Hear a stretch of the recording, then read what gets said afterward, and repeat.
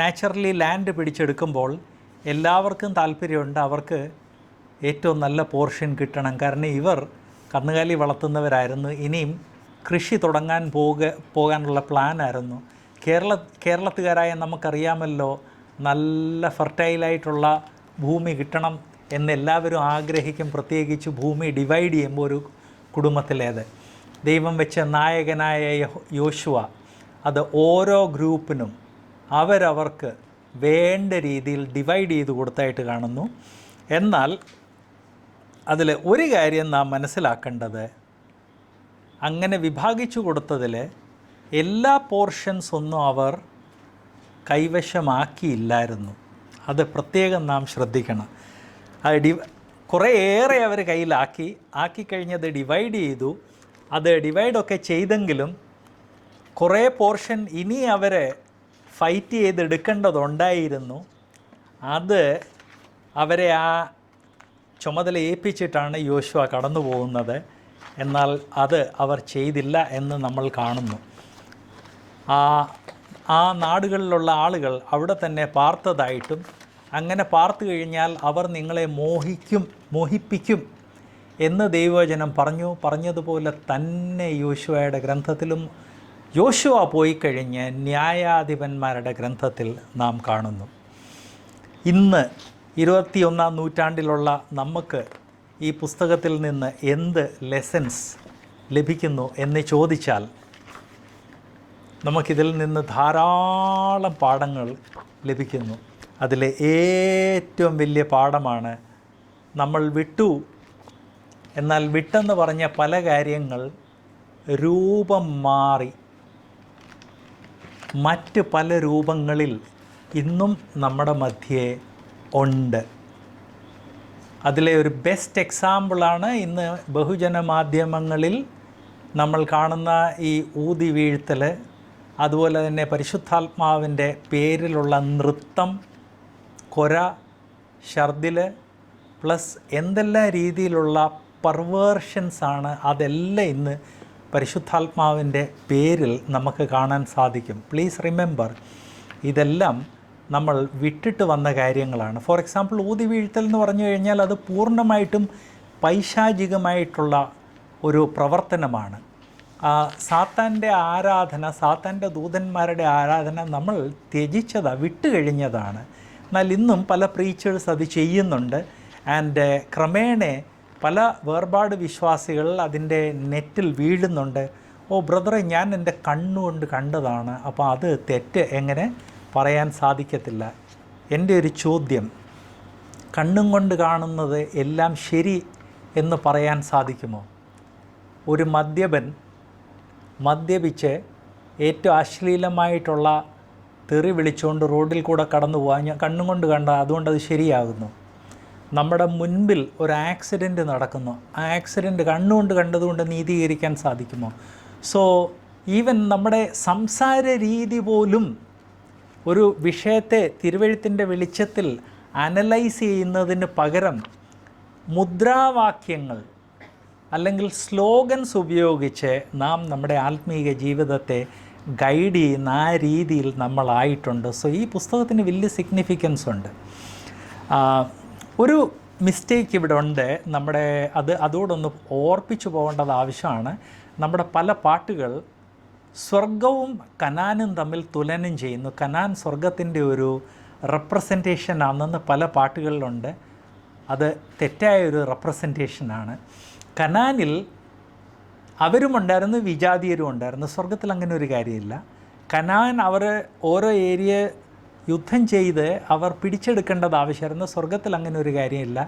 കനാനിലായിരുന്ന സമയത്ത് അവർ അധ്വാനിക്കണമായിരുന്നു. സ്വർഗത്തിൽ അങ്ങനെ ഒരു കാര്യമില്ല. കനാനിൽ അവർ പാപത്തിൽ വീഴുവാൻ വേണ്ടിയുള്ള എല്ലാ രീതിയിലുമുള്ള ആകർഷണങ്ങളും അവസരങ്ങളും ഉണ്ടായിരുന്നു. സ്വർഗത്തിൽ അങ്ങനെയില്ല. കനാൻ സ്വർഗത്തിൻ്റെ ഒരു പിക്ചറല്ല, നേരെ മറിച്ച്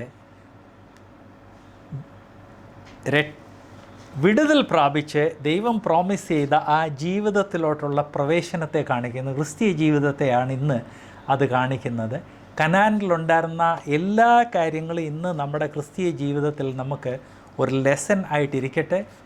ഇന്നത് നിങ്ങൾക്ക് തന്നിരിക്കുന്നു, now you go and conquer എന്ന് പറഞ്ഞു കഴിഞ്ഞാൽ അത് പുതിയ നിയമ കാലത്ത് നമ്മളത് മനസ്സിലാക്കി അതിനനുസരിച്ച് അതിനെ കോങ്കർ ചെയ്യണം എന്നുള്ളത് പ്രത്യേകം മനസ്സിലാക്കണം. അതുപോലെ ഇന്നത് നിങ്ങളെ മോഹിക്കാൻ പാടില്ലെന്ന് പറഞ്ഞു കഴിഞ്ഞപ്പോൾ ഇന്നത്തെ അതിൻ്റെ സമാന്തരമായിട്ട് ഇന്ന് എന്താ ഉള്ളതെന്നോ അത് നമ്മളെ മോഹിക്കാൻ പാടില്ല, നമ്മളെ വീഴ്ത്താൻ പാടില്ല എന്നുള്ളത് നമ്മൾ മനസ്സിലാക്കണം. അങ്ങനെ യോശുവയുടെ പുസ്തകത്തിൽ ഏകദേശം 30 വർഷങ്ങളുടെ ഹിസ്റ്ററി നാം കാണുന്നു. അത് കഴിഞ്ഞ് സിംഗിൾ ലീഡർഷിപ്പിൻ്റെ കാലം കഴിഞ്ഞ് യോശുവ കഴിഞ്ഞ് ദൈവം യോശുവയ്ക്ക് ഒരു സക്സസറിനെ ഫിക്സ് ചെയ്തില്ല. അത് കഴിഞ്ഞ് ദൈവം ആവശ്യത്തിനനുസരിച്ച് ലീഡേഴ്സിനെ എഴുന്നേൽപ്പിക്കുന്നതായിട്ട് നാം കാണുന്നു. അത് ന്യായാധിപന്മാരുടെ ബുക്കിൽ ഏകദേശം 350 വർഷങ്ങളുടെ ഹിസ്റ്ററി കാണുന്നു. എന്നാൽ ന്യായാധിപന്മാരുടെ ഒരു പ്രത്യേകത, ഈ 350 വർഷങ്ങളുടെ ഹിസ്റ്ററി കണ്ടിന്യൂസ് ആയിട്ട്, ഇപ്പോൾ ഉൽപ്പത്തിയിൽ ആദാം തൊട്ട് യോസേപ്പ് വരെയുള്ള ഹിസ്റ്ററി കണ്ടിന്യൂസ് ആയിട്ട് തരുന്നത് പോലെയോ, അല്ലെങ്കിൽ സംഖ്യാപുസ്തകത്തിൽ ഏതാണ്ട് 11 അധ്യായങ്ങളിൽ 39 വർഷങ്ങളുടെ ഹിസ്റ്ററി കണ്ടിന്യൂസ് ആയിട്ട് തരുന്നതോ, അല്ലെങ്കിൽ യോശുവയുടെ പുസ്തകത്തിൽ 30 വർഷം കൊണ്ട് അവർ വിജയിച്ച കാര്യങ്ങൾ, യുദ്ധം ചെയ്തതും വിജയിച്ച കാര്യങ്ങളുടെ ഹിസ്റ്ററി കണ്ടിന്യൂസ് ആയിട്ട് തരുന്നത് പോലെ ന്യായാധിപന്മാരുടെ പുസ്തകത്തിൽ 350 വർഷങ്ങളുടെ ഹിസ്റ്ററി തുടർച്ചയായിട്ട് തരുന്നില്ല. നേരെ മറിച്ച് ന്യായാധിപന്മാരുടെ പ്രത്യേകത സെലക്റ്റഡ് ആയിട്ടുള്ള കാര്യം, ഇന്ന ആളിനെ ദൈവം എഴുന്നേൽപ്പിച്ചു, ഇന്ന ആളിനെ ദൈവം എഴുന്നേൽപ്പിച്ചു, ഇന്ന ആളിനെ ദൈവം എഴുന്നേൽപ്പിച്ചു. അങ്ങനെ ദൈവം എഴുന്നേൽപ്പിച്ച എല്ലാവരും ഒരേ ഗോത്രത്തിൽ നിന്നല്ലായിരുന്നു. അതുപോലെ തന്നെ പ്രത്യേകം നമ്മൾ മനസ്സിലാക്കേണ്ടത് ഈ ഒരേ കുടുംബത്തിൽപ്പെട്ടവർ അല്ലായിരുന്നു, ഒരു വ്യക്തിയുടെ മകൻ അല്ലായിരുന്നു മറ്റേത്. അങ്ങനെയാണ് ദൈവം അവരെ എഴുന്നേൽപ്പിച്ചത്. ന്യായാധിപന്മാരുടെ ഒരു പ്രത്യേകത, ദൈവഭരണം ശരിയായിട്ട് അത് ദൈവം ഇമ്പോസ് ചെയ്ത ഒരു സമയമായിരുന്നു. ആക്ച്വലി അവർ കനാനിൽ പ്രവേശിച്ചപ്പോൾ തൊട്ട് ദൈവഭരണമായിരുന്നെങ്കിലും ഒരു 30 വർഷം അവരെ നയിക്കാൻ വേണ്ടി ഒരു നായകനെ കൂടെ ദൈവം വെച്ചു. ആ നായകനിൽ കൂടെ ദൈവം തൻ്റെ സന്ദേശങ്ങൾ നൽകി. അടുത്ത 350 വർഷം ശരിയായ ദൈവഭരണമായിരുന്നു. ദൈവം തൻ്റെ ജനത്തെ ഭരിച്ചു. അവർക്ക് 7 ബുക്സ് ലിഖിത രൂപത്തിൽ കൊടുത്തിരുന്നു. അത് പ്രത്യേകം നമ്മൾ ശ്രദ്ധിക്കണം. മോശയുടെ പഞ്ചഗ്രന്ഥങ്ങളുണ്ടായിരുന്നു, യോബിൻ്റെ ഗ്രന്ഥം ഉണ്ടായിരുന്നു, യോശുവയുടെ ഗ്രന്ഥം ഉണ്ടായിരുന്നു. അങ്ങനെ 7 ബുക്സ്, 5, 6, 7 ബുക്സ് ദൈവം അവർക്ക് നൽകിയിരുന്നു. അപ്പോൾ ആദ്യമായിട്ട് ദൈവം അവർക്ക് പ്രോമിസ് ചെയ്ത നാട്ടിൽ സെറ്റിലായി കഴിഞ്ഞപ്പോൾ വരമൊഴിയായിട്ട് ദൈവവചനത്തിൻ്റെ അവർ അറിഞ്ഞിരിക്കേണ്ട 7 ബുക്സ് അവിടെ ഉണ്ടായിരുന്നു. ഈ 7 ബുക്സും അതുപോലെ തന്നെ ദൈവം ഇടയ്ക്കിടയ്ക്ക് എഴുന്നേൽപ്പിച്ച ജഡ്ജസ്, പ്രവാചകന്മാരെ, ഇവരുടെ ടീച്ചിങ് ആൻഡ് ഇവരുടെ ലീഡിങ്ങിൽ ദൈവജനം വളരെ ഭയത്തോടും ഭക്തിയോടെ ജീവിക്കും എന്ന് ദൈവം ആഗ്രഹിച്ച രീതിയിലാണോ നടന്നത്? ന്യായാധിപന്മാരുടെ പുസ്തകം 21-ാം അധ്യായത്തിൻ്റെ 25-ൽ നാം വായിക്കുന്നത്, 21 ലാസ്റ്റ് അധ്യായം. ന്യായാധിപന്മാർ കംപ്ലീറ്റ് ആയി കഴിഞ്ഞപ്പോൾ അതിൻ്റെ അവസാനത്തിൽ ദൈവം അവരെക്കുറിച്ച് രേഖപ്പെടുത്തുന്ന എന്ത്? 21-25 ആ കാലത്ത് ഇസ്രായേലിൽ രാജാവില്ലായിരുന്നു. ഓക്കെ, ദാറ്റ് ഈസ് രാജാവില്ലായിരുന്നെന്ന് പറഞ്ഞാൽ ദൈവം അവർക്ക് രാജാക്കന്മാരെ അപ്പോയിൻറ്റ് ചെയ്തില്ലായിരുന്നു എന്നാണ് പറഞ്ഞിരിക്കുന്നത്. ഓരോരുത്തൻ തനിക്ക് ബോധിച്ചതുപോലെ നടന്നു. ദൈവം തൻ്റെ വചനം ലിഖിതമായിട്ട് കൊടുത്തു. 7 ബുക്സ്. യഹൂദന്മാരെന്ന് പറഞ്ഞാൽ വളരെയധികം എഡ്യൂക്കേഷനുള്ള ആളുകളായിരുന്നു. യഹൂദന്മാർ ന്യായാധിപന്മാരുടെ കാലത്ത് കുട്ടികളെ നമ്മൾ നിലത്തെഴുത്തിന് വിടാറില്ല, ആശാന്മാട്ടെ വിടാറുണ്ടായിരുന്നല്ലോ. അങ്ങനെയുള്ള സിസ്റ്റം ഉണ്ടായിരുന്നു. കുട്ടികൾക്ക് സ്ലേറ്റ് കൊടുക്കുമായിരുന്നല്ലോ. ആ രീതിയിൽ അന്നത്തെ കാലത്ത് കുട്ടികൾക്ക് എഴുതാൻ വേണ്ടി പല രീതിയിലുള്ള അറേഞ്ച്മെൻറ്റ്സ് ഉണ്ടായിരുന്നു. പ്ലസ് ഏതെങ്കിലും ഒരു വീട്ടിൽ ഒരു മൺപാത്രം അല്ലെങ്കിൽ പോളിഷ് ചെയ്യാത്ത കളിമണ്ണും കൊണ്ടുള്ള പാത്രം പൊട്ടിക്കഴിഞ്ഞാൽ ആ പാത്രം കളയത്തില്ലായിരുന്നു. നമ്മുടെ കുട്ടികൾ റഫ് വർക്ക് ചെയ്യാൻ വേണ്ടി അവർക്ക് റഫ് പേപ്പർ കൊടുക്കുന്നത് പോലെ ഈ പൊട്ടിയ പാത്രങ്ങളും അതുപോലെ തന്നെ പൊട്ടിയ ഈ പോളിഷ് ചെയ്യാത്ത ഈ ഭരണി അങ്ങനെയുള്ള കാര്യങ്ങൾ, ഭരണി എന്ന് പറഞ്ഞാൽ വളരെ കോമൺ ആയിരുന്നു. കാരണം വീഞ്ഞ് അവരുടെ എവറി ഡേ ഒരു നീഡുള്ളതും വളരെയധികം ബിസിനസ്സിന് വേണ്ടി, ഞാൻ പറഞ്ഞില്ലേ ഒരു ടാങ്കിൻ്റെ അകത്ത് 10-30,000 ലിറ്റർ എന്നായിരുന്നു ഞാൻ പറഞ്ഞത്, തെറ്റായിരുന്നു. 10-30,000 ഗാലൻ എന്ന് പറഞ്ഞാൽ 5 ലിറ്ററാണ്. അത് പ്രത്യേക രീതിയിലുള്ള ഭരണികൾ, ആംഫോര എന്ന് പറയുന്നതിലാണ് സ്റ്റോർ ചെയ്തത്. അതിൽ പൊട്ടുന്നൊന്നും കളയത്തില്ലായിരുന്നു. അതെല്ലാം എടുത്ത് കുട്ടികൾ അതിൽ എഴുതി പ്രാക്ടീസ് ചെയ്യുമായിരുന്നു. സോ ഇസ്രായേൽ മക്കളല്ലേ, യഹൂദന്മാർ എന്ന് പറഞ്ഞാൽ ഭയങ്കര ലിറ്ററേറ്റ് ആയിട്ടുള്ള ആളുകളായിരുന്നു. തെളിവ്, അവർ എഴുതിയ റഫ് വർക്ക് 10,000 പീസസ്, ഈ പൊട്ടിയ ചട്ടികളും പൊട്ടിയ കുടവും അതുപോലെ തന്നെ ഈ അംഫോറ അത് കണ്ടുപിടിച്ചിട്ടുണ്ട്.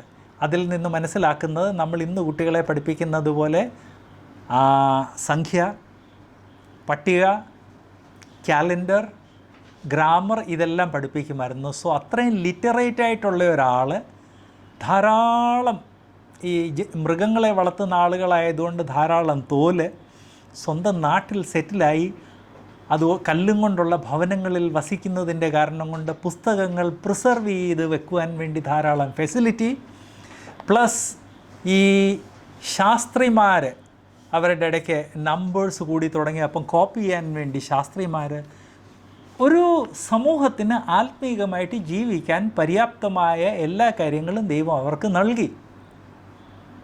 അതിനനുസരിച്ച് അവർ ജീവിച്ചു. 350 വർഷം കഴിഞ്ഞ് ഇവിടെ ദൈവവചനം പറഞ്ഞിരിക്കുന്നത് ഓരോരുത്തൻ തനിക്ക് ബോധിച്ചതുപോലെ നടന്നു. ഇതിൽ നാം മനസ്സിലാക്കേണ്ട കാര്യം, അവരങ്ങനെ നടക്കേണ്ട ആവശ്യമില്ലായിരുന്നു. കാരണം ലിഖിത രൂപത്തിൽ ന്യായപ്രമാണമുണ്ട്, അതിൻ്റെ കോപ്പീസ് ദൈവജനത്തിന് വളരെ ഈസി ആയിട്ട് അവൈലബിളാണ്. ലിറ്ററേറ്റ് ആയിട്ടുള്ള ആളുകളായതുകൊണ്ട് അവർക്ക് ദൈവവചനം വായിക്കാൻ സാധിക്കും. പ്ലസ് അവരുടെ ഇടയ്ക്ക് ദൈവം ധാരാളം പ്രവാചകന്മാരെയും പുരോഹിതന്മാരെയും ന്യായാധിപന്മാരെയും ദൈവം അവിടെ റേസ് ചെയ്തു. What was the result? എൻ്റെ ആയപ്പോഴത്തേക്ക് ഓരോരുത്തരും താൻ ബോധിച്ചതുപോലെ നടന്നു. ന്യായപ്രമാണത്തിൻ്റെ 2-ാം അധ്യായത്തിൻ്റെ 15-ാം വാക്യത്തിൽ നമ്മൾ പ്രത്യേക കാര്യം വായിക്കുന്നു. ന്യായാധിപന്മാർ 2:15, യഹോവ അരുളി ചെയ്തതുപോലെയും യഹോവ അവരോട് സത്യം ചെയ്തിരുന്നത് പോലെയും യഹോവയുടെ കൈ അവർ ചെന്നിടത്തൊക്കെയും അനർത്ഥം വരത്തക്കവണ്ണം അവർക്ക് വിരോധമായിരുന്നു. അവർക്ക് മഹാകഷ്ടമുണ്ടാകുകയും ചെയ്തു. ദൈവം പറഞ്ഞു, പ്ലീസ് ബി കെയർഫുൾ അല്ലായിരുന്നു. പ്രശ്നമുണ്ടായി കഴിഞ്ഞപ്പോൾ അവർ ദൈവത്തോട് കരഞ്ഞ് വിലപിച്ചു കഴിഞ്ഞപ്പോൾ 16-ാം വാക്യം, എന്നാൽ യഹോവ ന്യായാധിപന്മാരെ എഴുന്നേൽപ്പിച്ചു, അവർ കവർച്ചക്കാരുടെ കയ്യിൽ നിന്ന് അവരെ രക്ഷിച്ചു. സോ ദൈവജനത്തെ ഒപ്പോസ് ചെയ്ത ആളുകൾ ഒപ്പോസ് ചെയ്ത് കഴിഞ്ഞപ്പോൾ ഇവർ വിലപിച്ചപ്പോൾ ദൈവ ന്യായാധിപന്മാരെ എഴുന്നേൽപ്പിച്ചു. അതിൽ പല ന്യായാധിപന്മാർ ഭയങ്കര യുദ്ധത്തിന് ലീഡേഴ്സൂടായിരുന്നെന്ന് ഓർപ്പിക്കട്ടെ. അവരോ തങ്ങളുടെ ന്യായാധിപന്മാരെയും അനുസരിക്കാതെ, ലുക്ക് അറ്റ് ദിസ്, ദൈവം എഴുന്നേൽപ്പിച്ചു. അവരോ എന്ന് പറഞ്ഞാൽ ദൈവജനമോ തങ്ങളുടെ ന്യായാധിപന്മാരെയും അനുസരിക്കാതെ അന്യദൈവങ്ങളോട് പരസംഗം ചെയ്തു, അവയെ നമസ്കരിച്ചു, തങ്ങളുടെ പിതാക്കന്മാർ നടന്ന വഴിയിൽ നിന്ന് വേഗം മാറിക്കളഞ്ഞു. അവർ യഹോവയുടെ കൽപ്പനകൾ അനുസരിച്ച് നടന്നതുപോലെ നടന്നതുമില്ല. യഹോവ അവർക്ക് ന്യായാധിപന്മാരെ എഴുന്നേൽപ്പിക്കുമ്പോൾ യഹോവ അതത് ന്യായാധിപനോട് കൂടെ ഇരുന്ന് അവൻ്റെ കാലത്തൊക്കെ അവരെ ശത്രുക്കളുടെ കയ്യിൽ നിന്ന് രക്ഷിക്കും. Look at this. ന്യായാധിപന്മാരുടെ 380 വർഷങ്ങളുടെ ഹിസ്റ്ററി നാം വായിക്കുമ്പോൾ മനസ്സിലാക്കുന്ന ഒരു കാര്യം, ദൈവം എല്ലാം നൽകി, പ്ലസ് ലീഡേഴ്സിനെ നൽകി. What is the result? അത് നമ്മൾ പ്രത്യേകം മനസ്സിലാക്കണം. വാട്ട് ഈസ് ദ റിസൾട്ട് എന്ന് പറഞ്ഞു കഴിഞ്ഞാൽ അവർ ദൈവത്തെ വിട്ട് മാറിപ്പോയി. എഴുന്നേൽപ്പിച്ച ന്യായാധിപന്മാരിൽ ചിലരുടെ പേര് ഞാനൊന്ന് ഓർപ്പിക്കട്ടെ. ഏറ്റവും ആദ്യമേ ദൈവം എഴുന്നേൽപ്പിച്ചത് ഓത്നീയലിനെയായിരുന്നു, യൂദാ ഗോത്രത്തിൽ നിന്ന്. അടുത്തതായിട്ട് എഴുന്നേൽപ്പിച്ചത് യഹൂദ്, ബെഞ്ചമിൻ ഗോത്രത്തിൽ നിന്നായിരുന്നു. അടുത്തത് ശംഗർ. ഇത് നിങ്ങൾക്ക് പെട്ടെന്ന് എഴുതാൻ സാധിക്കത്തില്ല, അതുകൊണ്ടൊന്ന് കേട്ടേച്ചാൽ മതി. ദൈവം അനുവദിച്ചാൽ ഈ ചാർട്ടൂടെ നിങ്ങൾക്ക് തരുന്നതായിരിക്കും. ഷംഗർ ഏത് ഗോത്രമാണെന്നറിയത്തില്ല. ഇതിൽ ഓത്നിയയിലെ മെസോപ്പൊട്ടാമിയൻസ് ഇവരുടെ ശത്രുക്കളായി വന്നപ്പോൾ അവരിൽ നിന്ന് രക്ഷിച്ചു. യഹൂദ് മോവാബ്യരിൽ നിന്ന് രക്ഷിച്ചു. ഷംഗർ ഫിലിസ്റ്റീൻസിൽ നിന്ന് രക്ഷിച്ചു. അത് കഴിഞ്ഞ് ദൈവം ഒരു സ്ത്രീയെ എഴുന്നേൽപ്പിച്ചു, ദെബോറ.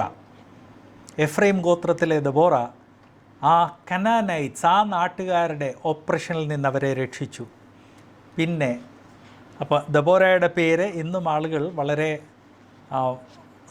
സന്തോഷത്തോടെ അവരുടെ മക്കൾക്ക് കൊടുക്കാറുണ്ട്. അത്രയും വലിയൊരു ലീഡറായിരുന്നു. അത് കഴിഞ്ഞ് വരുന്ന അതുപോലുള്ളൊരു ലീഡറാണ് ഗിഡേൻ. മനശ്ശെ ഗോത്രത്തിൽ നിന്നുള്ള ഗിഡേൻ മിദ്യാനൈറ്റ്സിൽ നിന്ന് അവരെ രക്ഷിച്ചു. ഇവിടെ ഒരു കാര്യം നാം ശ്രദ്ധിക്കേണ്ടത്, മെസോപ്പൊട്ടാമിയക്കാർ, മോവാബ്യക്കാർ, ഫിലിസ്റ്റീൻസ്, കനാനൈറ്റ്സ്, മിദ്യാനൈറ്റ്സ്, അത് കഴിഞ്ഞ് മുന്നോട്ട് വരുമ്പോൾ അമ്മോനൈറ്റ്സിനെ കുറിച്ച് കാണുന്നു. ദൈവജനം എവിടെ പാർത്താലും, ഈവൻ ദൈവജനം മാത്രം ഒന്നിച്ച് കോൺസെൻട്രേറ്റ് ചെയ്ത് ജീവിക്കുന്ന നാടാണെങ്കിൽ പോലും എനിമീസ് ഉണ്ടാകും. അത് നമ്മൾ പ്രത്യേകം ശ്രദ്ധിക്കണം. ഈ ഇന്ത്യയിൽ ഇന്ന് പല ക്രിസ്തീയ സ്ഥാപനങ്ങളുണ്ടല്ലോ, ക്രിസ്ത്യൻസ് എന്ന് പറയുന്ന സ്ഥാപനങ്ങൾ. അവിടെ പഠിച്ചിട്ടുള്ള ധാരാളം കുട്ടികളെ ഞാൻ കാണാനും പരിചയപ്പെടാനും സംസാരിക്കാനും അവസരം ലഭിച്ചിട്ടുണ്ട്.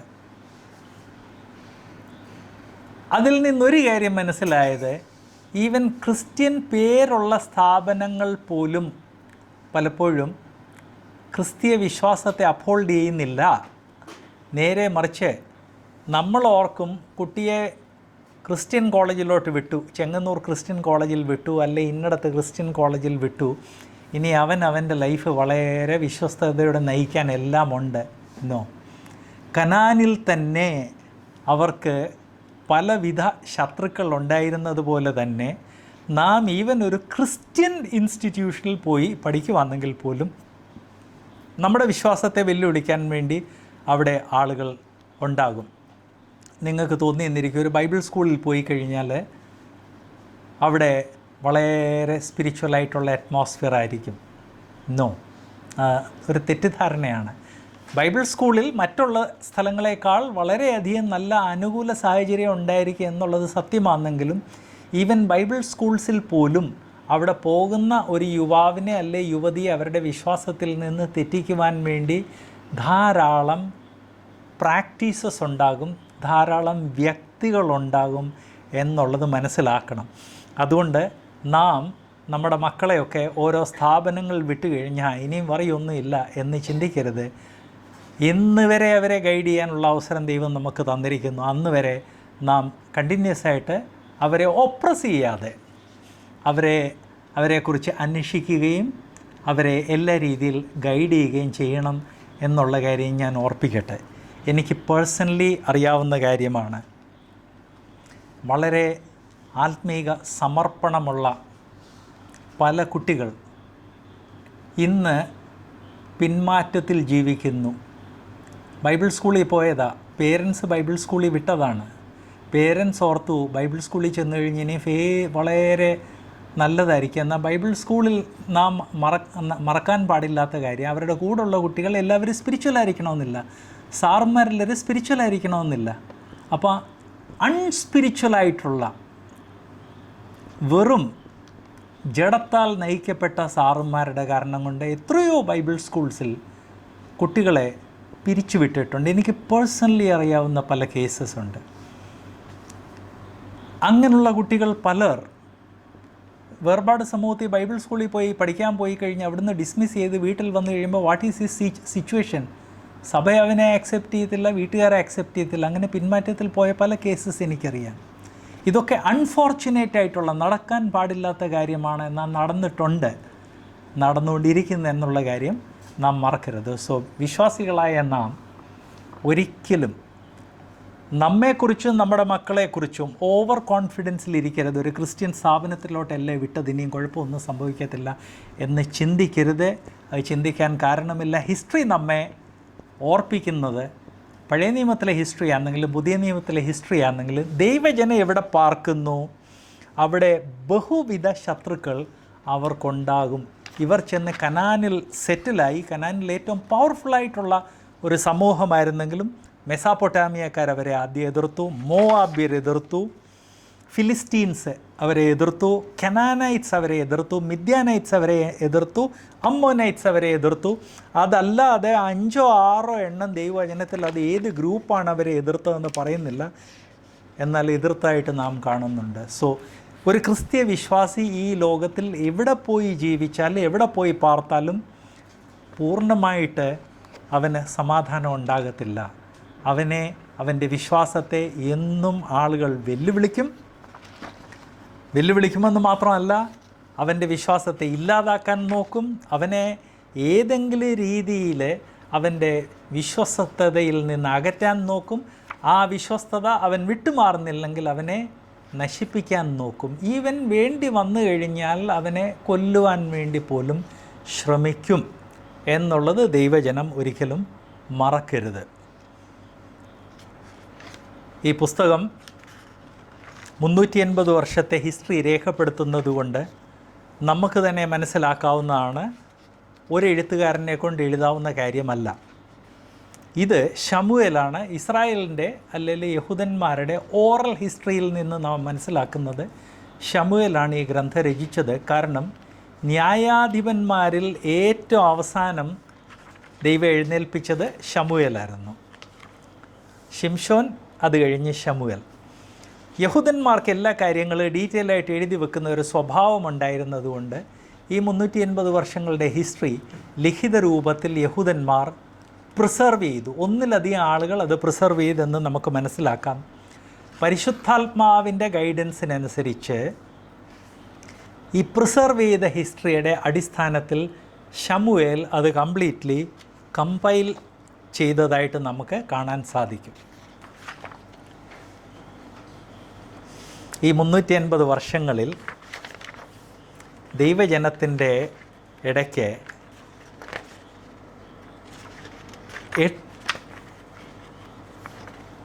7 ഡെവലപ്മെൻറ്റ്സ് ഉണ്ടായതായിട്ട് നാം കാണുന്നു. അത് നമ്മളിൽ ഓരോരുത്തർക്കും അതൊരു പാഠമായിരിക്കട്ടെ. 1, അവർ ചെന്ന് കനാൻ കംപ്ലീറ്റ്ലി കീഴടക്കണം എന്ന് ദൈവവും പറഞ്ഞിരുന്നു, മോശയും പറഞ്ഞിരുന്നു, യോശുവയും പറഞ്ഞിരുന്നു. എന്നാൽ ജഡ്ജസിൻ്റെ പുസ്തകം കനാൻ പ്രവേശിച്ചു 30 വർഷം കഴിഞ്ഞ് അടുത്ത 380 വർഷങ്ങളിൽ അവർ അത് ചെയ്തില്ല. അവർക്ക് ലഭിച്ച വിജയം ഭാഗികമായിരുന്നു. അവർ കനാൻ കംപ്ലീറ്റ് അവരുടെ കൈ പിടിച്ചടക്കേണ്ടതായിരുന്നു, നടന്നില്ല.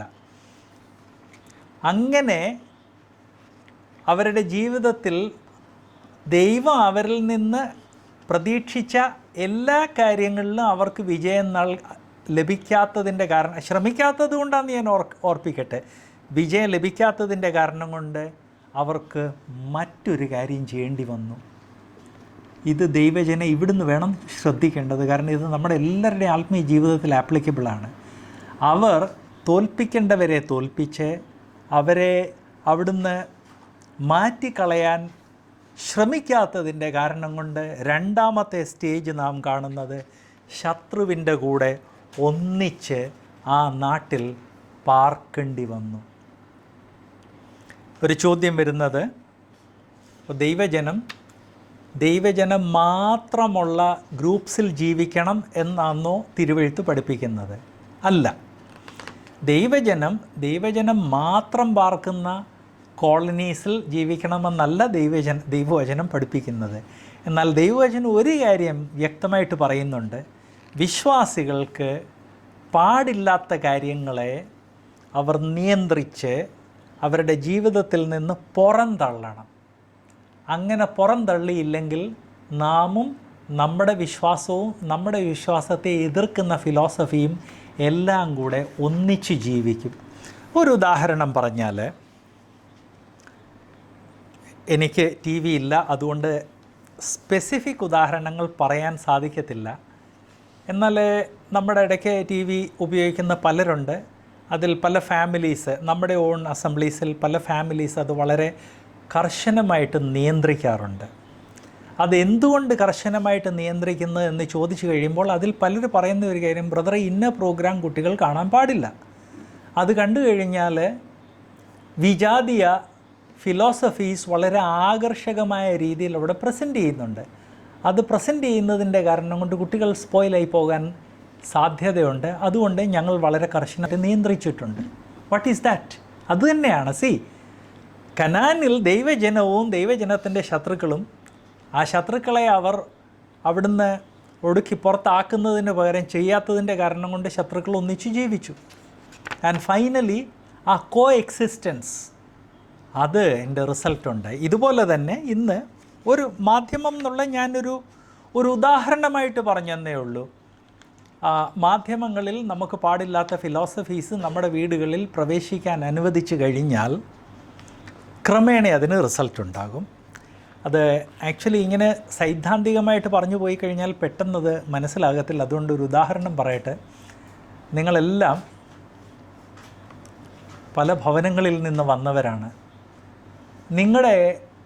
നിങ്ങൾക്ക് എല്ലാവർക്കും ഓൾമോസ്റ്റ് ഒരു ലിവിങ് റൂമുണ്ട്. കയറി വരുമ്പോൾ ആളുകൾ ഇരിക്കുന്ന ആ ലിവിങ് റൂം, ആ ലിവിങ് റൂമിൽ നിങ്ങളും നിങ്ങളുടെ മക്കളും എല്ലാം ഒന്നിച്ചിരിക്കുന്ന സമയത്ത് അർദ്ധനഗ്നയായ ഒരു പെൺകുട്ടി കടന്നു വരുന്നു, അർദ്ധനഗ്നനായ ഒരു പുരുഷൻ കടന്നു വരുന്നു, അല്ലെങ്കിൽ ഓക്കെ ഫുൾ ഡ്രസ്സ് ഇട്ടതാണെന്ന് തന്നെ നമുക്കങ്ങ് സങ്കല്പിക്കാം. കടന്നു വരുന്നു, തമ്മിൽ വർത്തമാനം പറയുന്നു, എഴുന്നേക്കുന്നു, അലിംഗനം ചെയ്യുന്നു, നൃത്തം ചെയ്യുന്നു.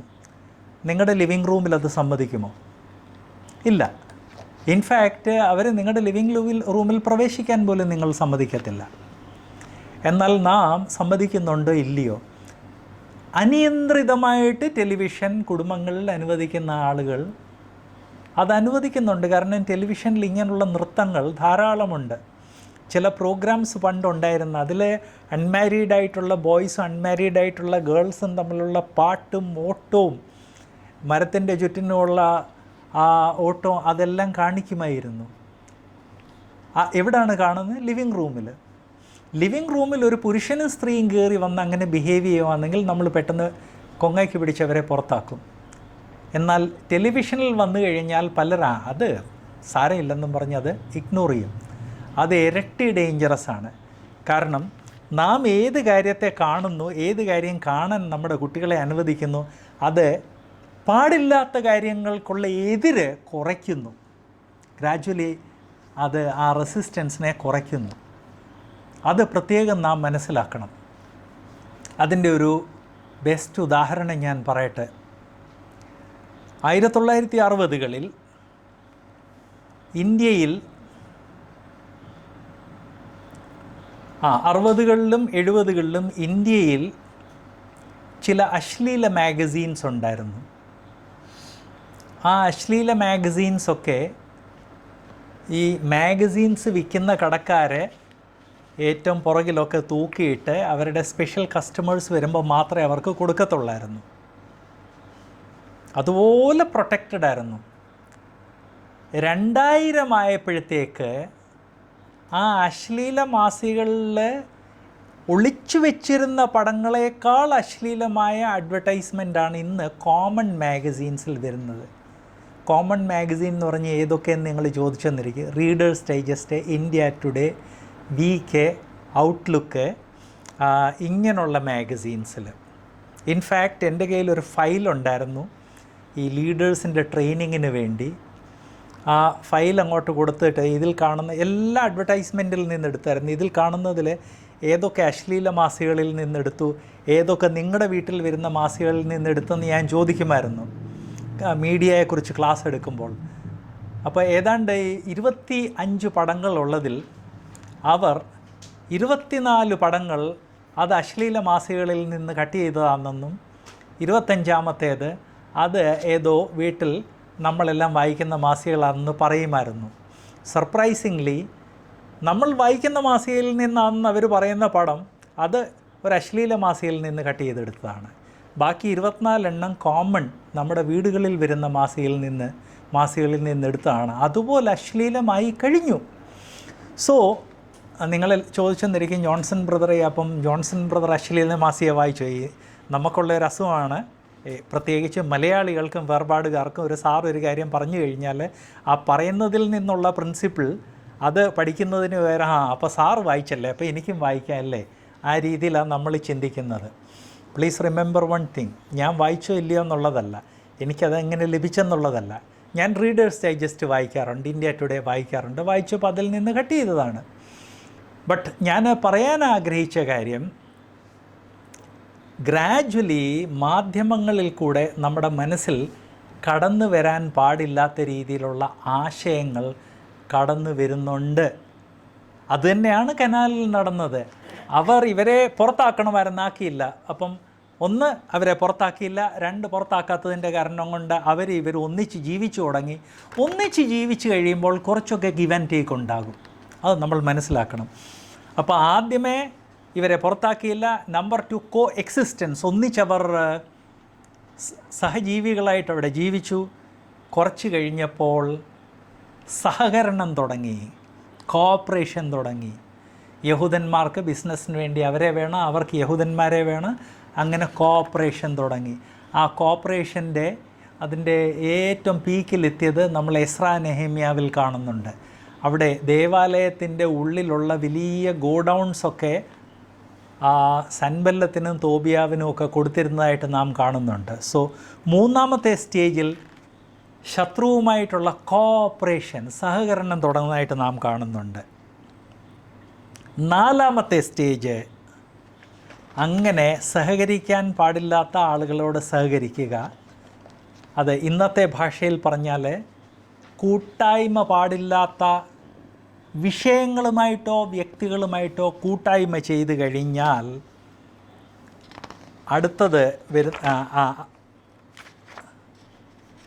അടുത്തതായിട്ട് സംഭവിക്കുന്നത് അവർ നമ്മുടെ ചിന്താഗതിയെ കറപ്റ്റാക്കും, പൂർണ്ണമായിട്ടും കറപ്റ്റാക്കി കളയും. നിങ്ങൾ ചോദിച്ചെന്നിരിക്കും, ജോൺസൺ ബ്രദറെ, നമ്മുടെ ജീവിതത്തിൽ നിന്ന് എക്സാമ്പിൾസ് വല്ലതും പറയാൻ സാധിക്കുമോ? ഞാൻ എത്രയോ ഉദാഹരണങ്ങൾ ഇതിന് മുൻപ് പറഞ്ഞു. ക്രിസ്തീയ വിശ്വാസത്തെ പല രീതിയിൽ മറ്റുള്ളവർ കറപ്റ്റ് ചെയ്തതും അങ്ങനെയുള്ള കറപ്റ്റായിട്ടുള്ള പ്രാക്ടീസസ് നമ്മുടെ ഇടയ്ക്ക് കടന്നു വന്നിരിക്കുന്നത്. ഒരു സിമ്പിൾ ഉദാഹരണം പറഞ്ഞാൽ, ഈയിടെ ഒരു വേർപാടുകാരുടെ ഒരു കല്യാണം കഴിഞ്ഞ് എല്ലാവരുടെയും മുൻപിൽ നിന്ന് ചെറുക്കനും പെണ്ണും അലിംഗനം ചെയ്ത് ഫേസ് ടു ഫേസ് ചുംബനം ചെയ്യുന്നതിൻ്റെ ഒരു വീഡിയോ വന്നിട്ടുണ്ട് ഇൻ്റർനെറ്റിൽ. ആരോ അത് കട്ട് ചെയ്ത് ഇട്ടിട്ടുണ്ട്. ഇന്ത്യൻ കൾച്ചറിനനുസരിച്ച് അത് ഒരു രീതിയിലും സ്വീകാര്യമായ കാര്യമല്ല. വിവാഹം എന്ന് പറഞ്ഞു കഴിഞ്ഞാൽ അത് വളരെ ഒരു പേഴ്സണൽ അഫെയറാണ്. പ്രൈവറ്റായിട്ടുള്ള കാര്യങ്ങൾ പബ്ലിക്കാക്കാൻ പാടില്ല. എന്നാൽ പാശ്ചാത്യ രാഷ്ട്രങ്ങളിൽ ചെന്ന് അവിടുള്ള ജഡീകന്മാരുമായിട്ട് കൂട്ടായ്മയിൽ ഇരുന്ന് കഴിഞ്ഞ് ജഡീകന്മാർ ചെയ്യുന്നത് ഇവിടെ വന്ന് നമ്മൾ സഭയിൽ അവതരിപ്പിക്കുക. അതൊരു എക്സ്ട്രീം ഒരു കേസ് ഞാൻ പറഞ്ഞതേ ഉള്ളൂ. അങ്ങനെയുള്ള എത്രയോ പ്രാക്ടീസസ് നമ്മുടെ ഇടയ്ക്ക് ഇന്ന് കാണാൻ സാധിക്കും.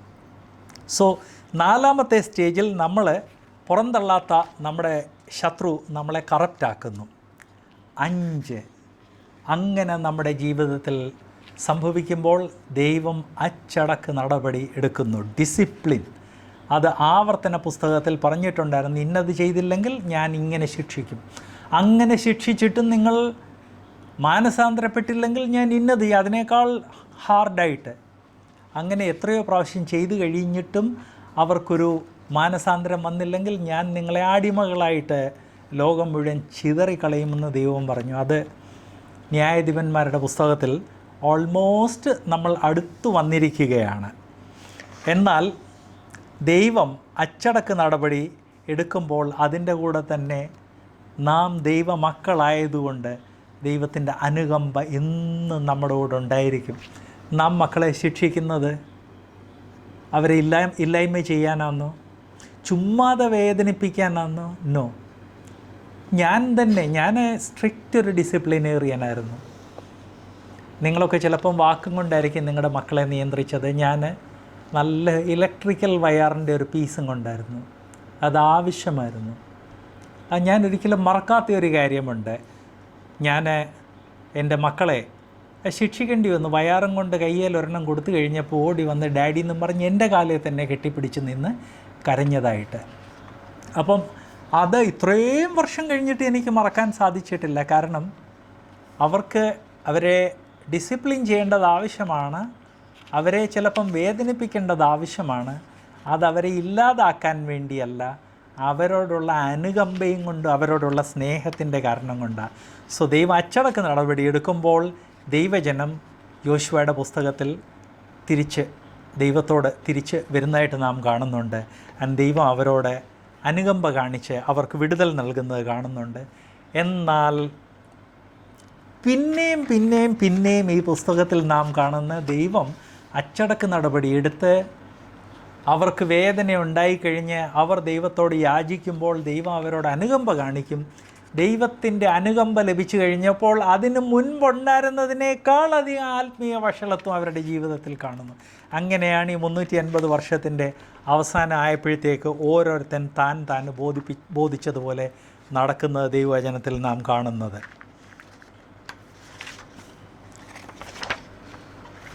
ആ ജഡ്ജസിനെ കുറിച്ച് ഞാൻ ചിലരുടെ പേരെ പറഞ്ഞുള്ളൂ.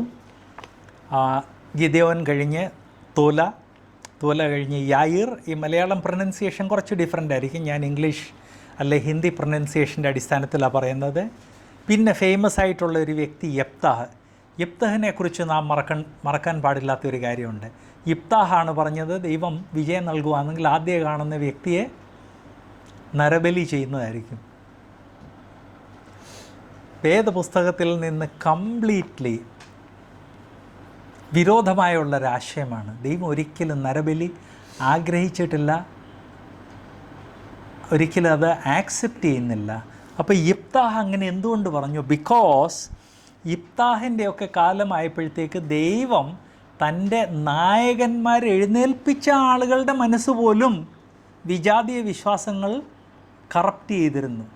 അപ്പം ദൈവം ആരെയൊക്കെയാണ് ലീഡേഴ്സായിട്ട് എഴുന്നേൽപ്പിച്ചത് അവരുടെ വിശ്വാസത്തെ തുടർച്ചയായിട്ട് പരിശോധിക്കേണ്ടത് ആവശ്യമാണ്. അതിനെക്കുറിച്ചൊരു കാര്യം ഈ ലിസ്റ്റ് കഴിഞ്ഞിട്ട് ഞാൻ പറയാം. അത് കഴിഞ്ഞ് ദൈവം എഴുന്നേൽപ്പിച്ചത് ഇബ്സാൻ, പിന്നെ എലോൻ, അബ്ദോൻ, ഷിംഷോൻ കഴിഞ്ഞാണ് ദൈവം ഏലിയെയും ശമൂവേലിനെ എഴുന്നേൽപ്പിച്ചത്. അത് നമ്മൾ ശമൂവേലിൻ്റെ ഗ്രന്ഥത്തിൽ കാണുന്നു. ഇവിടെ യിഫ്താഹിൻ്റെ കാര്യം എടുത്തൊന്ന് പറയേണ്ടത് ആവശ്യമാണ്. നരബലി എന്ന് പറഞ്ഞ ഒരു കാര്യം ദൈവം വെറുക്കുന്ന കാര്യമാണ്. മനുഷ്യനെ കൊല്ലുവാൻ പാടില്ല. കൊലപാതകത്തിൻ്റെ ശിക്ഷയും മറ്റ് ചില ശിക്ഷയ്ക്ക് വേണ്ടി ദൈവം ന്യായം ആരെ ഏൽപ്പിച്ചു അവർ കൊലപാതകത്തിൻ്റെ ശിക്ഷ